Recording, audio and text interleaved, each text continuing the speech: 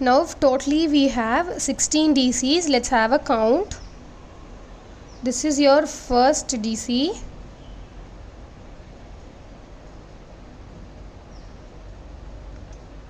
One, 2, 3, 4, 5, 6, 7, 8,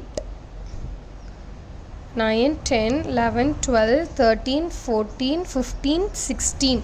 So totally we have 16 DCs. Make sure you count each and every row if the stitch count is same as what is given in a pattern sheet, and then go to, like when you're working in your project, then go to the next row. Now for this we'll be connecting with the slip stitch. Slip stitches, remove your stitch marker, insert your needle in the first stitch, yarn over, pull out in, you have to directly pull out through this stitch. So totally we have 16. Now let's go to the next row. Chain 3, make your first DC in this place where the stitch marker was placed previously.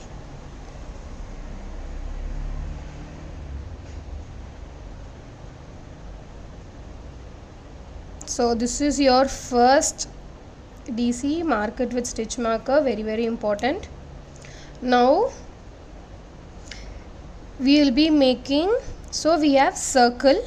See, this is your first circle, this is the second circle. Next row we will be making like a bowl, that is how the socks you will have a bend, we'll be working that part. Now we have to work 1 DC in each and every 16 DCs, which will end up with 16 DCs in your third row. Yarn over, insert, yarn over, pull out through 2. You have to continue the same until you reach your 16th DC chain. So continue the same. I'll get back to you once I'm done with this.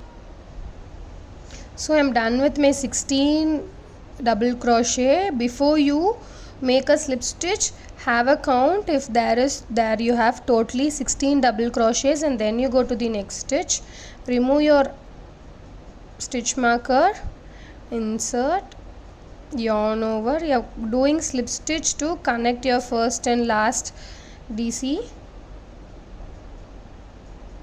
See, we have made a tiny bowl shape. This is how you will be making in your project yarn also. Make sure to work as many times as you want, and then you go to the next, as many times as you want to practice in your practice yarn, and then you go to your project yarn, which will give an amazing result of the product.